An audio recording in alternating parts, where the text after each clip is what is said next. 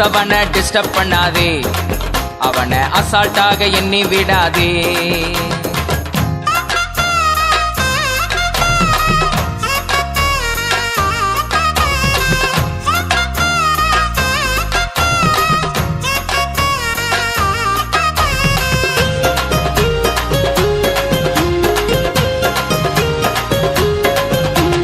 திட்டம் போட்டு மிரட்டிடலாம் என்று எண்ணாதே, திட்டம் போட்டு மிரட்டிடலாம் என்று எண்ணாதே.